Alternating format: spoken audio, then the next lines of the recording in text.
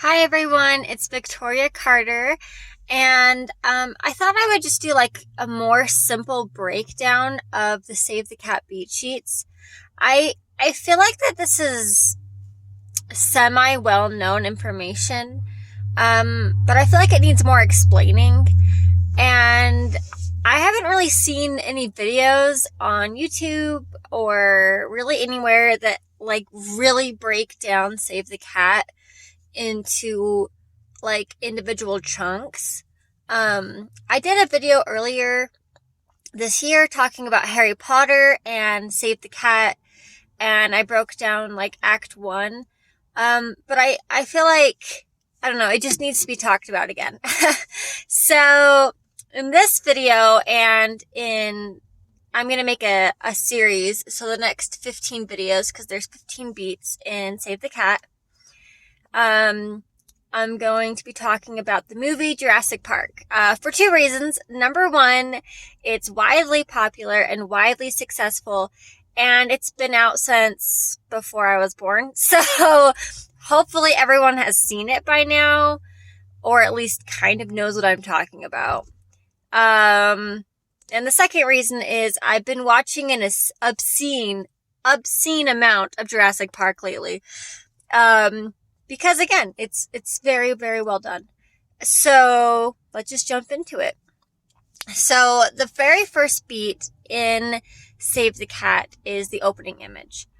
And I know for writing and screenwriting, it's a little bit different as far as like in screenwriting or watching a movie.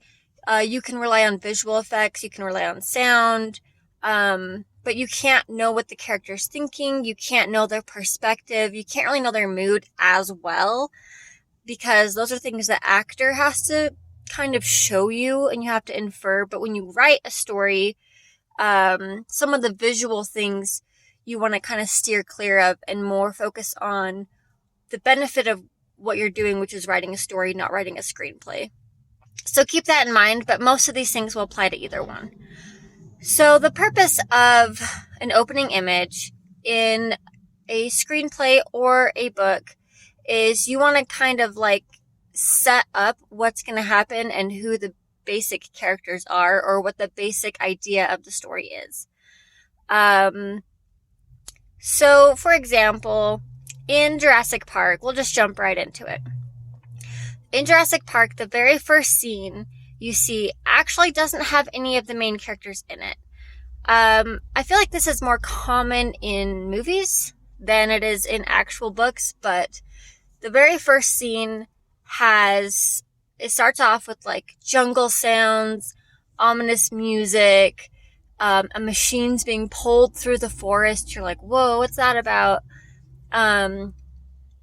You see a bunch of construction worker type guys, and then like one guy that kind of looks like Indiana Jones in like a safari type outfit with a gun and a very stern look on his face. And he's giving directions to put this machine against, it looks like a bigger cage or like a wall or something like that. We're not really sure what's going on. I mean, those of us have seen the movie, so we actually know. But if you've never seen it before, you don't really know what's happening here. You're hearing like these weird, like screechy, kind of like animal type noises. You're not really sure. Some of the guys seem really spooked. It's really dark. And then when they go to push the cage up against the gate, the gate gets pushed back, and I'm only assuming his name is Joffrey, because that's the name you hear right before this happens, but I'm not exactly sure. But this character, I guess his name is Joffrey, he falls and something grabs him. You don't really see what it is. Everyone starts freaking out. You hear tasers, you hear screams, people are running. There's a lot of panic. There's a zoomed in close-up shot of like the Indiana Jones type guy saying, "Shoot her! Shoot her!" And then you like see the guy's hand go like, "Ugh." So that's number one. That's the first scene. Number 2, the second scene in the opening image is you see who you know as a lawyer going to a dig site, and they're looking for amber with a mosquito inside. And he's talking about how the accident at the park is causing a lot of bad things, and he's hiring this guy, Ian Malcolm, but this guy's too trendy, so they need 2 new scientists to check out the park. And then they talk about this doctor named Dr. Grant, who's in Montana, who they need to have sign off on this park. And the guy's like, you're not going to get Dr. Grant to go with you. He's a digger. And then it flips to Montana, and you see Dr. Grant and Dr. Sadler undigging bones in Montana. So, 2 questions kind of pull from this opening scene. Number 1, how did I know that those 3 scenes were all in the opening image? Well, according to Save the Cat, and you can look this up in a calculator as well. If you look up Save the Cat calculator, the very first result, it'll ask you how many pages, and in screenplays, pages equal minutes. So there is 127 minutes in Jurassic Park. So I just typed that in, and then the first 1 to 6% of your book or screenplay is going to be the opening image up to the theme stated, which we're not talking about today. So that's how I know. That's about 6 minutes into the movie, all this is happening.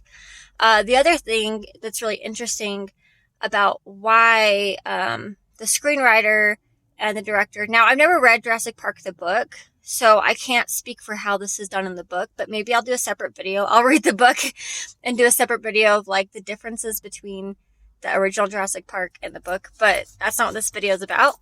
But the interesting thing about the screenwriter who wrote Jurassic Park, the movie, is he introduced these 3 groups of basically people. These 3 groups of people that are going to be in conflict with each other the entire movie. Spoiler alert, if I hadn't said that already.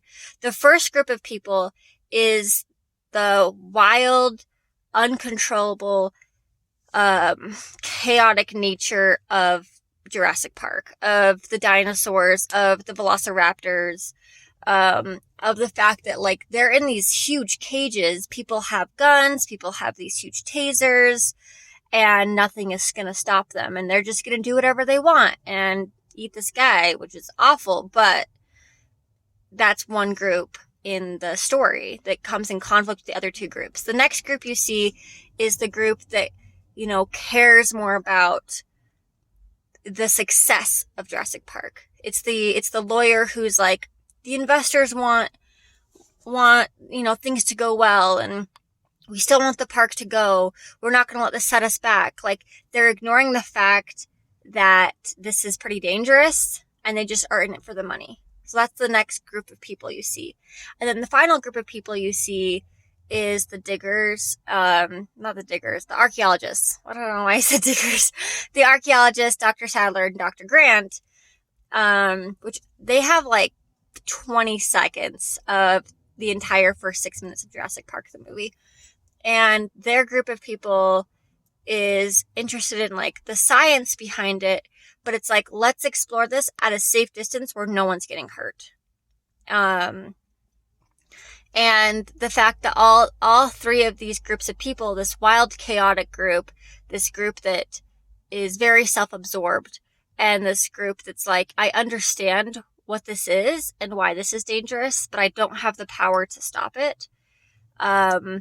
It makes for a very interesting movie. So I would suggest for anyone who's trying to think of a good opening image, first of all, just write. Just write, and then you'll figure out what's your great opening image. But secondly to that is narrow down. If someone were to read, let's say the first 10 pages, to be generous, the first 10 pages of your story, would they get the basic idea of what's going on? And if the answer is no, or they don't know the groups, or they don't know any of the characters, or they don't know anything but the 10,000 year backstory, you might want to rethink what you're writing. So I hope this is helpful advice, and I hope I could add something to the conversation of Save the Cat. And I will see you guys next time. And remember, every victory is a victory. Bye.